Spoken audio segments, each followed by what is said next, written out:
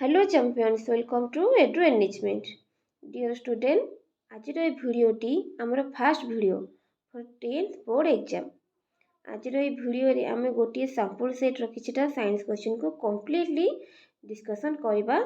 समस्त जानीचे जे फेब्रुआरी 21 तारिख में तुम 10th बोर्ड एग्जाम अच्छी हाँ कि ना से आमको एग्जाम आगु भलसे प्रिपेयर हुई एग्जाम रे आमको आमर बेस्ट दबाक हेब कारण समस्ते चाहती आम बेस्ट करूँ तेणु प्रिपेरेसन भी से बेस्ट हवा पड़ो ना नहीं से समस्त को मो रिक्वेस्ट से समस्ते बहुत भलसे प्रिपेयर हुई एग्जाम दबाक जीव कारण 10th रिजल्ट उपर ही आमर पूरा लाइफ टाइम कैरियर डिपेंड करुच्चे बिकज 10th एग्जाम हूँ गोटे स्टार्टिंग पॉइंट गोटे स्टूडेंट बा लर्नर पाई तार कैरियर को स्टार्ट करने से प्रथम आमको आम मूलदुआ को स्ट्रंग करने को देन आम फ्यूचर ऑटोमेटिक ब्राइटर हो देन आ गोटे कथा जे प्रीवियस इयर्स क्वेश्चन बेनिफिट कौन से कथा समस्ते जानी प्रीवियस इयर क्वेश्चन आ सैंपल सेट क्वेश्चन करने द्वारा ही आम न्यू न्यू क्वेश्चन सह डीलिंग कर कैपेसिटी आमर बढ़ आउ इनोवेटिव थिंकिंग आमर ग्रो हेब हाँ कि ना कारण क्वेश्चन कले ही तो आम जाना ना ना एग्जाम रे कोभली क्वेश्चन आसो कौन जदि आम एग्जाम खाली पढ़ा कि किसी क्वेश्चन प्रैक्टिस करवा ना तो एग्जाम क्वेश्चन देखले आमको नुआ लगे क्वेश्चन आमको बुझी मजे हो न पारे से एग्जाम को जीवा पूर्व जिते पारिबा आम क्वेश्चन प्रैक्टिस करके जीवा तेबे आउ कथार समय नष्ट करवा नहीं आज क्वेश्चन गुड़िक कौन अच्छी प्रथम ताकू आग देखी नेबा तेज चल देखा आज फास्ट क्वेश्चन कौन अच्छी ना फूलर क्यों अंश जायक कोष मैंने रही था ऑप्शन गुड़िक अच्छी ऑप्शन ए अच्छी पुंकेसर ऑप्शन बी है वृत्ति ऑप्शन सी है दलमंडल ऑप्शन डी है वृत्त पचार कौन ना फूलर क्यों अंश जायक कोष मैंने रही था तेणु आम रईट आंसर हम पुंकेसर ये फूलर ये पुंकेसर जायक कोष मैंने रही था। एवं सेकेंड क्वेश्चन अच्छी जे परिपक्व डिंबाणु केउठी थाए ऑप्शन गुड़िक है ग्राफियन फॉलिकल प्राथमिक फॉलिकल जोना पेलुसिडा आउ कोरोना रेडिएटा ये पचार कौन ना गोटे मैच्योर ओव्यूम केउठी थाए तेणु आम रईट आंसर हम ग्राफियन फॉलिकल जो कि गोटे आमर परिपक्व डिंबाणु बा मैच्योर ओव्यूम ग्राफियन फॉलिकल ठारे ही थाए तेणु आम नेक्स्ट क्वेश्चन अच्छी जेमुल जो रंध्र द्वारा बाहर को खोला थाए ताहार नाम कौन ऑप्शन गुड़िक है स्टोम आर्कियोसाइट माइक्रोपाइल आउ बीज रंध्र पचार कौन ना जो रंध्र द्वारा जो जेमुल जो रंध्र द्वारा बाहर को खोला थाए ताहार नाम कौन नाम राइट आंसर हम माइक्रोपाइल। एवं आम नेक्स्ट क्वेश्चन अच्छी आशाकर्मी और अंगनवाड़ी परी संस्थार दृढ़ीकरण करने क्यों योजनार लक्ष्य ऑप्शन गुड़िक है विजु स्वास्थ्य योजना जातीय स्वास्थ्य मिशन जननी सुरक्षा योजना आउ नारी शक्ति मिशन तेणु आम रईट आंसर हम जातीय स्वास्थ्य मिशन यही संस्थार लक्ष्य कौन ना आशाकर्मी और अंगनवाड़ी परी संस्थार दृढ़ीकरण करने हेउची जातीय स्वास्थ्य मिशन योजनार लक्ष्य। समस्त बुझी हो तो ऑल आर क्लियर। देखिए 5 नंबर क्वेश्चन टी देला एमिबार बहु विभाजन जनन प्रक्रिया को कौन कह जाए ऑप्शन गुड़िक है स्पोरोजोएट साइजोगोनी स्पोरुलेसन आउ डिम्ब युग्मन तेणु आम रईट आंसर हम स्पोरुलेसन जो एमिबार बहु विभाजन जनन प्रक्रिया को स्पोरुलेसन कह जाए। एबे देखि नेबा आम नेक्स्ट क्वेश्चन कौन अच्छी 6 नंबर क्वेश्चन टी अच्छी शरीर तापमात्रा और रक्तचाप किए नियंत्रण करे ऑप्शन गुड़िक है अनु मस्तिष्क हाइपोथैलामस मध्य मस्तिष्क आउ पछ मस्तिष्क तेणु आम रईट आंसर हम हाइपोथैलामस जो आम बॉडी टेम्परेचर आउ ब्लड प्रेशर आपको किए कंट्रोल करिथाए ना hypothalamus but temperature and blood pressure of a human body is controlled by hypothalamus. Then देखिदेबा 7 number question T कौन अच्छी जे केउंटी आम शरीर श्वास केंद्र आउ ହୃଦକେନ୍ଦ୍ର। ଏଠି ଅପସନ୍ ଗୁଡ଼ିକ ହେଲା ଅଗ୍ର ମସ୍ତିଷ୍କ, ସୁଷୁମ୍ନା ଶୀର୍ଷ, ପଛ ମସ୍ତିଷ୍କ ଆଉ ଅନୁ ମସ୍ତିଷ୍କ।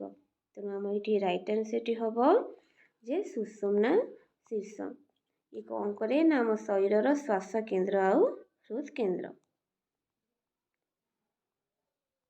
ପିଲାମାନେ ସରି 8 ନମ୍ବର କ୍ୱେଶ୍ଚିନ୍ଟି କେମିତି କ୍ରପ୍ ହେଇଯାଇଛି ମିଷ୍ଟେକଲି।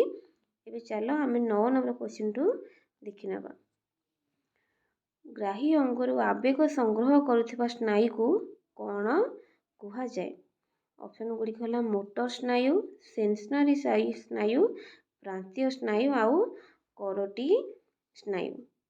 ପଚାରିଛି ଗ୍ରାହୀ ଅଙ୍ଗରୁ ଆବେଗ ସଂଗ୍ରହ କରୁଥିବା ସ୍ନାୟୁକୁ କ'ଣ କୁହାଯାଏ? ତେଣୁ ଆମର ରାଇଟ୍ ଆନ୍ସରଟି ହେବ ସେନ୍ସରୀ ବା ସେନ୍ସରୀ ସ୍ନାୟୁ। ଆମର 10 ନମ୍ବର କ୍ୱେଶ୍ଚିନ୍ଟି ଅଛି ଯେ ପ୍ରତି ନେଫ୍ରନ୍ ସହ ସଂଯୁକ୍ତ ହୋଇଥିବା ବୃକ୍କୀୟ ଧମନୀର ସୂକ୍ଷ୍ମ ଶାଖାକୁ କ'ଣ କୁହାଯାଏ? ଅପସନ୍ ଗୁଡ଼ିକ ହେଲା ଗ୍ଲୋମେରୁଲସ୍, ଅନ୍ତଃବାହୀ ଉପଧମନୀ, ହିବାବାହୀ ଉପଧମନୀ ଆଉ ମାଲୋପିଜିଆନ୍ ପିଣ୍ଡ। ତେଣୁ ଆମର 10 ନମ୍ବରଟି ହେବ ରାଇଟ୍ ଆନ୍ସରଟି ଅନ୍ତଃବାହୀ ଉପଧମନୀ।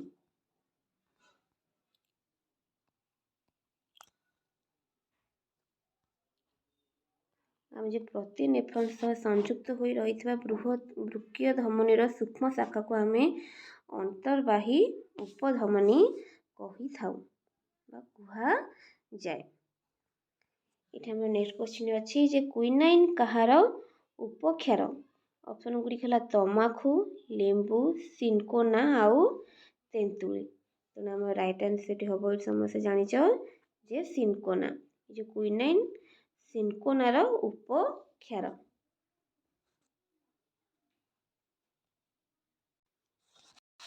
ଆଚ୍ଛା, ଏବେ ନେକ୍ସଟ କ୍ୱେଶ୍ଚିନ୍ ଅଛି ଯେ ମାଲୋପିଜିଆନ୍ ନଳିକା କାହାର ରେଚନ ଅଙ୍ଗ? ଅପସନ୍ ଗୁଡ଼ିକ ହେଲା ବେଙ୍ଗ, ଜିଆ, ମଣିଷ ଆଉ ଝିଣ୍ଟିକା। ଏଠି ଆମ ରାଇଟ୍ ଆନ୍ସରଟି ହେବ ଜିଆ। ଏ ଯେଉଁ ମାଲୋପିଜିଆନ୍ ନଳିକା ଅଛି ଏହା ଜିଆର ରେଚନ ଅଙ୍ଗ। ଆଚ୍ଛା, ଏବେ ଆମର ନେକ୍ସଟ କ୍ୱେଶ୍ଚିନ୍ ଅଛି ଯେ ଆମର କେଉଁ ଅଙ୍ଗ ରେଚନ ପ୍ରକ୍ରିୟା ସହ ସଂଶ୍ଳିଷ୍ଟ ନୁହେଁ? ଅପସନ୍ ଗୁଡ଼ିକ ହେଲା ବୃକକ୍, ଚର୍ମ, ପାକସ୍ଥଳୀ ଆଉ ଯକୃତ। ତେଣୁ ଆମର ରାଇଟ୍ ଆନ୍ସରଟି ହେବ ପାକସ୍ଥଳୀ। ଯେ ଆମର ଏଇ ଯେଉଁ ବୃକକ୍, ଚର୍ମ ଆଉ ଯକୃତ ଏଇ ତିନୋଟି ଅଙ୍ଗ ରେଚନ ପ୍ରକ୍ରିୟା ସହ ସଂଶ୍ଳିଷ୍ଟ, କିନ୍ତୁ ପାକସ୍ଥଳୀ କ'ଣ ନା ଆମର ପାଚନ ପ୍ରକ୍ରିୟା ସହ ସଂଶ୍ଳିଷ୍ଟ। ତେଣୁ ପାଚନ ଏଇଠି ପାକସ୍ଥଳୀଟି ଅନ୍ୟମାନଙ୍କଠୁ ଭିନ୍ନ ଅଟେ। ଆଚ୍ଛା, ଏବେ ଆମର ନେକ୍ସଟ କ୍ୱେଶ୍ଚିନ୍ ଅଛି ଯେ କାହାର ଉପସ୍ଥିତି ଯୋଗୁଁ ଶିରା ଓ ଧମନୀରେ ରକ୍ତ ଜମାଟ ବାନ୍ଧେ ନାହିଁ ବା ଯେଉଁ ବ୍ଲଡ଼ କ୍ଲଟିଂ ହୁଏ ନାହିଁ? ଅପସନ୍ ଗୁଡ଼ିକ ହେଲା ହିରୁଡିନ୍, ପୋଟାସିୟମ୍ ଅକ୍ଜାଲେଟ୍, ହେପାରିନ୍ ଆଉ ସୋଡ଼ିୟମ୍ ଅକ୍ଜାଲେଟ୍। ଏଠି ରାଇଟ୍ ଆନ୍ସରଟି ହେବ ହେପାରିନ୍। ଏ ଯେଉଁ ହେପାରିନ୍ର ଉପସ୍ଥିତି ଯୋଗୁଁ ଶିରା ଆଉ ଧମନୀରେ ରକ୍ତ ଜମାଟ ହୁଏ ନାହିଁ।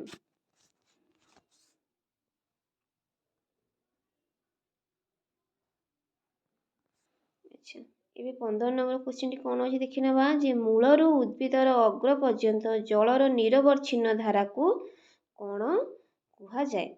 ଅପସନ୍ ଗୁଡ଼ିକ ହେଲା ଉଚ୍ଛେଦନ ଜନିତ ଚାପ, ଉଚ୍ଛେଦନ ଜନିତ ଆକର୍ଷଣ, କୈଶିକ ଆକର୍ଷଣ ଆଉ ଉଚ୍ଛେଦନ ସ୍ରୋତ। ପଚାରିଛି କ'ଣ ନା ମୂଳରୁ ଉଦ୍ଭିଦର ଅଗ୍ର ପର୍ଯ୍ୟନ୍ତ ଜଳର ନିରବଚ୍ଛିନ୍ନ ଧାରାକୁ କ'ଣ କୁହାଯାଏ? ତେଣୁ ଏଠି ରାଇଟ୍ ଆନ୍ସରଟି ହେବ ଆମର ଉଚ୍ଛେଦନ ସ୍ରୋତ। ଅପସନ୍ ଡି ହେଲା ଆମର ଏଠି ରାଇଟ୍ ଆନ୍ସର। ତେଣୁ ସମସ୍ତେ କ୍ୱେଶ୍ଚିନ୍କୁ ଆଗ ବାରମ୍ବାର ଭଲସେ ପଢ଼ିବ, ଦେନ୍ ଯାଇ OMR ସିଟ୍ରେ ଗୋଲ ବୁଲେଇବ। କାରଣ ଥରେ OMR ସିଟ୍ ଭୁଲ ହେଇଗଲା ମାନେ ସେ ଆଉ କରେକ୍ଟ ହେଇପାରିବ ନାହିଁ। ତେଣୁ ବେଷ୍ଟ ଉପାୟ ହେବ ଆଗ ନିଜ ଯେଉଁ କ୍ୱେଶ୍ଚିନ୍ ପେପରରେ ଟିକ୍ କରିଦେବ ଯେ କେଉଁଟା ତୁମକୁ ଲାଗୁଛି ରାଇଟ୍ ଆନ୍ସର ହେବ, ତାପରେ OMR ସିଟ୍ରେ ଗୋଲ ବୁଲେଇବ। ନହେଲେ ଥରେ ଭୁଲ ହେଇଗଲେ ଗଲା, ତାକୁ ଆଉ କାଟିଲେ ବି ସିଏ ଆଉ ମାନେ କାଉଣ୍ଟ ହେବ ନାହିଁ। ତେଣୁ ଟିକେ କେୟାରଫୁଲି ଏ କାମ କରିବ। ଆଚ୍ଛା, ଏବେ ଆମର 16 ନମ୍ବର କ୍ୱେଶ୍ଚିନ୍ଟି ଅଛି ଯେ ବାମ ଅଳିନ୍ଦ ସହ ସଂଯୁକ୍ତ ହୋଇ ରହିଥିବା ରକ୍ତ ବାହିନୀଟି କିଏ? ଅପସନ୍ ଗୁଡ଼ିକ ହେଲା ଫୁସ୍ଫୁସ୍ ଶିରା, ଫୁସ୍ଫୁସ୍ ଧମନୀ ଆଉ ମହାଧମନୀ ଆଉ ମହାଶିରା। ଏଠି ପଚାରିଲା ଆମର ଯେଉଁ ବାମ ଅଳିନ୍ଦ ସହ ସଂଯୁକ୍ତ ହୋଇ ରହିଥିବା ରକ୍ତବାହିନୀଟି କିଏ? ନା ଫୁସ୍ଫୁସ୍ ଶିରା। ପିଲାମାନେ ସମସ୍ତଙ୍କର କ୍ଲିଅର ତ? All are clear? ସରି।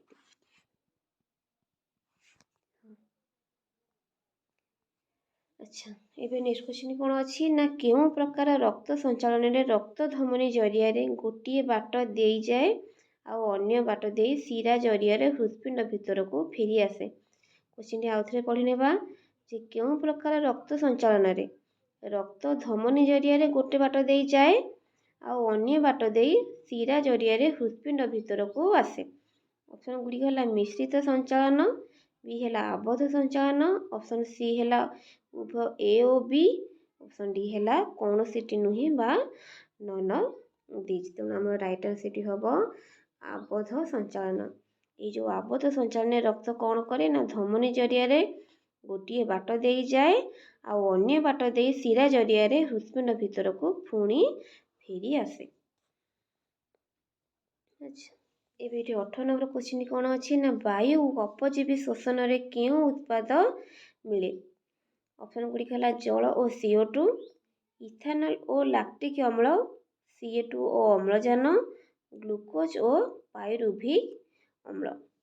ତେଣୁ ଆମ ଏଠି ରାଇଟ୍ ଆନ୍ସର୍ଟି ହେବ ଇଥାନଲ ଆଉ ଲାକ୍ଟିକ୍ ଅମ୍ଳ। ଯେଉଁ ବାୟୁ ଅପଜୀବୀ ଶୋଷଣରେ ଆମର ଇଥାନଲ ଓ ଲାକ୍ଟିକ୍ ଅମ୍ଳ ଉତ୍ପାଦ ରୂପରେ ମିଳିଥାଏ। ଏବେ ଆମର 19 ନମ୍ବର କ୍ୱେଶ୍ଚିନ୍ କ'ଣ ଅଛି ଦେଖିନେବା ଯେ ମାଇଟୋକଣ୍ଡ୍ରିଆ ମାଟ୍ରିକ୍ସର କେଉଁ ପ୍ରକ୍ରିୟା ସଂଗଠିତ ହୋଇଥାଏ? ଅପସନ୍ ଏ ହେଲା ଗ୍ଲାଇକୋଲିସିସ୍, ଅପସନ୍ ବି ହେଲା ସାଇଟ୍ରିକ୍ ଅମ୍ଳ ଚକ୍ର, ଅପସନ୍ ସି ହେଲା ଜାରଣ ଓ ବିଜାରଣ, ଅପସନ୍ ଡି ହେଲା ଇଲେକ୍ଟ୍ରନ୍ ପରିବହନ ବ୍ୟବସ୍ଥା। ଆଚ୍ଛା, କ୍ୱେଶ୍ଚିନ୍ଟି ଆଉଥରେ ଦେଖିନେବା ଯେ ମାଇଟୋକଣ୍ଡ୍ରିଆ ମାଟ୍ରିକ୍ସରେ କେଉଁ ପ୍ରକ୍ରିୟା ସଂଗଠିତ ହୋଇ ରହିଥାଏ? ତେଣୁ ଆମ ରାଇଟ୍ ଆନ୍ସର୍ଟି ହେବ ଯେ ସାଇଟ୍ରିକ୍ ଅମ୍ଳ ଚକ୍ର କ'ଣ କରେ ନା ଯେଉଁ ମାଇଟୋକଣ୍ଡ୍ରିଆ ମାଟ୍ରିକ୍ସରେ ଏଇ ଯେଉଁ ସାଇଟ୍ରିକ୍ ଅମ୍ଳ ଚକ୍ର ପ୍ରକ୍ରିୟାଟି ସଂଗଠିତ ହୋଇଥାଏ। ଯାହାର କିଛି ବି ଡାଉଟ୍ ରହିବ ମୋତେ କମେଣ୍ଟ ମାଧ୍ୟମରେ ନିଶ୍ଚୟ ରୂପେ ଜଣାଇବ। ମୁଁ କମେଣ୍ଟ ମାଧ୍ୟମରେ ତୁମ ଡାଉଟ୍ କ୍ଲିୟର କରିବାକୁ 100% ଟ୍ରାଏ କରିବି।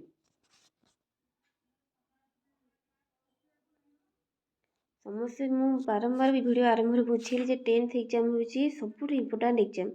ଏଇ ଏକ୍ଜାମ୍ର ରେଜଲ୍ଟ ଉପରେ ହିଁ ତୁମ ଟୋଟାଲ୍ ଫ୍ୟୁଚର୍ ନିର୍ଭର କରୁଛି। ସେଥିପାଇଁ କେହି ବି ଏକ୍ଜାମ୍କୁ ନିରାକରା ଏକ୍ଜାମ୍ ନ ଭାବି ଏକ୍ଜାମ୍ ପାଇଁ ବହୁତ ଭଲସେ ପ୍ରିପେୟାର ହୋଇ ଏକ୍ଜାମ୍ ଦିଅ। ସମସ୍ତଙ୍କର ଏକ୍ଜାମ୍ ଭଲ ହେବ, ନିଶ୍ଚିତ ରୂପେ ଭଲ ହିଁ ହେବ। ଯଦି ଆମେ ପ୍ରିପାରେସନ୍ ଭଲ ହେଇଥିବ ତ ରେଜଲ୍ଟ ହିଁ ଆମକୁ ଭଲ ମିଳିବ ନା। ଯଦି ପ୍ରିପାରେସନ୍ ଖରାପ ହେଇଯିବ ତ ରେଜଲ୍ଟ ଭଲ ଆଶା କରିବା ହିଁ ଆମର ମୂର୍ଖାମି ହେବ। ସେଥିପାଇଁ ଆଗ ପ୍ରିପାରେସନ୍କୁ ଠିକ୍ କର, ଦେନ୍ ଅଟୋମେଟିକ୍ ରେଜଲ୍ଟ ଭଲ ହେଇଯିବ। ଆଚ୍ଛା, ଏଠି ନେକ୍ସଟ କ୍ୱେଶ୍ଚିନ୍ ଦେଖିବା ଯେ କେଉଁ ପର୍ଯ୍ୟାୟଟି ଶ୍ୱାସକ୍ରିୟାର ଅନ୍ତର୍ଭୁକ୍ତ ନୁହେଁ? ଅପସନ୍ ଗୁଡ଼ିକ ହେଲା ଗ୍ୟାସ୍ ବିନିମୟ, ATP ଉତ୍ପନ୍ନ, ସବାନ୍ତନ, ଗ୍ୟାସ୍ ଆଉ ପରିବହନ। ତେଣୁ ଏଠି ଆମର ରାଇଟ୍ ଆନ୍ସର୍ଟି କ'ଣ ହେବ ନା ATP ଉତ୍ପନ୍ନ। এই ଯେଉଁ ATP ଉତ୍ପନ୍ନ ପର୍ଯ୍ୟାୟଟି କ'ଣ ନା ଶ୍ୱାସକ୍ରିୟାର ଅନ୍ତର୍ଭୁକ୍ତ ନୁହେଁ। ଏଇଟା କ'ଣ ନା ଖାଦ୍ୟ ପ୍ରସ୍ତୁତ କରିବାର ଅନ୍ତର୍ଭୁକ୍ତ କିଏ ନା ATP ଉତ୍ପନ୍ନ। ଯେଉଁ ଶକ୍ତି ସୃଷ୍ଟି ହୋଇଥାଏ କ'ଣ ନା ATP ଆକାରରେ ସୃଷ୍ଟି ହୋଇଥାଏ। ତେଣୁ ଏଠି କେଉଁଟି ନୁହଁ ନା ATP ଉତ୍ପନ୍ନ ଶ୍ୱାସକ୍ରିୟାର ଅନ୍ତର୍ଭୁକ୍ତ ବା ଶ୍ୱାସକ୍ରିୟା ପର୍ଯ୍ୟାୟର ଅନ୍ତର୍ଭୁକ୍ତ ନୁହଁ। ଦେନ୍ ଦେଖିବା ନେକ୍ସଟ କ୍ୱେଶ୍ଚିନ୍ କ'ଣ ଅଛି ନା କେଉଁଟି ଅମ୍ଳଜାନ ଅଭାବରେ ପାଇରୁଭିକ୍ ଅମ୍ଳ ଲାକ୍ଟିକ୍ ଅମ୍ଳରେ ପରିଣତ ହୁଏ? ଅପସନ୍ ଗୁଡ଼ିକ ହେଲା ଇଷ୍ଟ କୋଷ, ପେଶୀ କୋଷ, କୋଷ ଜୀବକ ଆଉ ମାଟ୍ରିକ୍ସ।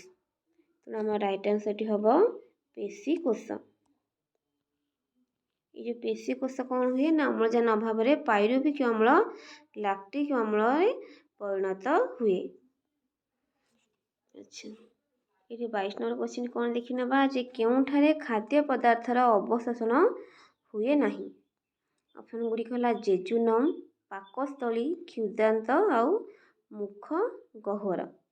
ପଚାରିଲା କେଉଁଠାରେ ଖାଦ୍ୟ ପଦାର୍ଥର ଅବଶୋଷଣ ହୁଏ ନାହିଁ? ତେଣୁ ରାଇଟ୍ ଆନ୍ସର୍ଟି ହେବ ମୁଖ ଗହ୍ୱରରେ ଖାଦ୍ୟର କୌଣସି ଅବଶୋଷଣ ହୁଏ ନାହିଁ। ଏବେ ଆମର ନେକ୍ସଟ କ୍ୱେଶ୍ଚିନ୍ ରହିଲା ଯେ ରାଫ୍ଲେକ୍ସିଆରେ କେଉଁ ପୋଷଣ ଦେଖାଯାଏ?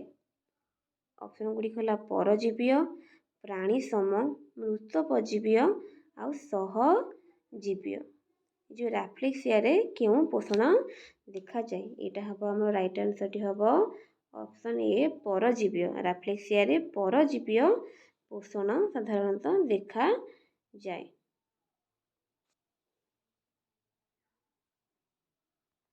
ଆଚ୍ଛା, ଏବେ ଆମ ନେକ୍ସଟ କ୍ୱେଶ୍ଚିନ୍ ରହିଲା ଯେ କେଲଭିନ୍ ଚକ୍ରର କେଉଁ ପର୍ଯ୍ୟାୟରେ ଗ୍ଲୁକୋଜ୍ ସଂଶ୍ଳେଷଣ ଘଟେ? ଅପସନ୍ ଗୁଡ଼ିକ ହେଲା ପ୍ରଥମ, ଦ୍ୱିତୀୟ, ତୃତୀୟ ଆଉ ଶେଷ ପର୍ଯ୍ୟାୟରେ। ରାଇଟ୍ ଆନ୍ସରଟି ହେବ ଆମର ଦ୍ୱିତୀୟ ପର୍ଯ୍ୟାୟରେ। ଯେଉଁ କେଲଭିନ୍ ଚକ୍ରର ଦ୍ୱିତୀୟ ପର୍ଯ୍ୟାୟରେ ଗ୍ଲୁକୋଜ୍ ସଂଶ୍ଳେଷଣ ଘଟିଥାଏ। ଏବେ ଆମର ଏଇ ଭିଡ଼ିଓର ଲାଷ୍ଟ କ୍ୱେଶ୍ଚିନ୍ଟି ଅଛି କେଉଁ ଏନଜାଇମ୍ ଅଗ୍ନାଶୟ ରସରେ ନଥାଏ? ଅପସନ୍ ଗୁଡ଼ିକ ହେଲା ଆମାଇଲେଜ୍, ଲାଇପେଜ୍, ପେପ୍ସିନ୍ ଆଉ ପ୍ରୋଟିଏଜ୍। ଏଠି ଆମର ରାଇଟ୍ ଆନ୍ସରଟି ହେବ ପେପ୍ସିନ୍ ଏନଜାଇମ୍ଟି ଅଗ୍ନାଶୟ ରସରେ ନଥାଏ। ଆଚ୍ଛା ପିଲାମାନେ, ଏବେ ସୁଦ୍ଧା ଆମର 25ଟି କ୍ୱେଶ୍ଚିନ୍ ଆମେ କମ୍ପ୍ଲିଟଲି ଭାବେ ଡିସ୍କସନ୍ କରିସାରିଲେ। ମୁଁ ଆଶା କରୁଛି ସମସ୍ତଙ୍କର କ୍ୱେଶ୍ଚିନ୍ ଗୁଡ଼ିକ ଭଲସେ ବୁଝି ହୋଇଥିବ ଆଉ ଏ କ୍ୱେଶ୍ଚିନ୍ରୁ ବହୁତ ସାରା କ୍ୱେଶ୍ଚିନ୍ ମଧ୍ୟ ତୁମକୁ ସିଓରଲି ଆସୁଥିବ। ଯେହେତୁ ଏକ୍ଜାମ୍ ଆଉ ମାସେ ଅଛି, ତେଣୁ ଏ ପାଠ ସବୁ ସରିବଣି ଆମର, ତେଣୁ କ୍ୱେଶ୍ଚିନ୍ ବି ସବୁ ଆସୁଥିବ ବୋଲି ମୋର ଆଶା। ଯାହାର କିଛି ବି ଡାଉଟ୍ ରହିବ ମୋତେ କମେଣ୍ଟ ସେକ୍ସନରେ ନିଶ୍ଚିତ ରୂପେ ଜଣାଇବେ। ଆଉ ଆମ ଡିସ୍କ୍ରିପ୍ସନ୍ ବକ୍ସରେ ଆମ ଟେଲିଗ୍ରାମ ଚ୍ୟାନେଲର ଲିଙ୍କ୍ ମଧ୍ୟ ଦିଆଯାଇଛି। ଯେ ଏଇ ଭିଡ଼ିଓର କୌଣସି କପି ଚାହୁଁଛ ସେମାନେ ଟେଲିଗ୍ରାମ ଚ୍ୟାନେଲରେ ଡେସ୍କ୍ରିପ୍ସନ୍ ଯେଉଁ ଟେଲିଗ୍ରାମ ଚ୍ୟାନେଲର ଲିଙ୍କ୍ ଅଛି ସେଠି ଜଏନ୍ ହେଇ ଟେଲିଗ୍ରାମ ଭିତରେ ଚ୍ୟାନେଲରେ ସବୁକିଛି ଦେଖିପାରିବେ। ତେବେ ଏକ୍ଜାମର ପ୍ରିପାରେସନ୍ ପାଇଁ ସମସ୍ତଙ୍କୁ ମୋର ଅଲ୍ ଦ ବେଷ୍ଟ। ଆଜି ହେଲା ଆମର ଏଇଟା ଫାଷ୍ଟ ଭିଡ଼ିଓ। ଏହାପରେ ଏମିତି ବହୁତ ସାରା ଭିଡ଼ିଓ ସାଇନ୍ସ ମ୍ୟାଥ୍ ବହୁତ ସାରା ଭିଡ଼ିଓ ପଡ଼ିବ। ସେଥିପାଇଁ ସମସ୍ତେ ଚ୍ୟାନେଲ ସହ ଯୋଡ଼ି ହୋଇ ରହିଥାନ୍ତୁ। ଯିଏ ବି ଚ୍ୟାନେଲରେ ନୂଆ ଅଛନ୍ତି ପ୍ଲିଜ୍ ଚ୍ୟାନେଲଟାକୁ ସବସ୍କ୍ରାଇବ୍ କରିନେବେ, କାରଣ ସବସ୍କ୍ରାଇବ୍ କଲେ ହିଁ ଭିଡ଼ିଓଟି ଆପଣ ପ୍ରଥମେ ଦେଖିପାରିବେ, ଦେନ୍ ନହେଲେ ବହୁତ ଲେଟ୍ ହୋଇଯିବ। ତେବେ ଭିଡ଼ିଓଟି ଭଲ ଲାଗିଲେ ଲାଇକ୍ କରିଦେବେ ଆଉ ତୁମ ଫ୍ରେଣ୍ଡମାନଙ୍କ ସହ ସେୟାର ମଧ୍ୟ କରିନେବେ। Thank you very much.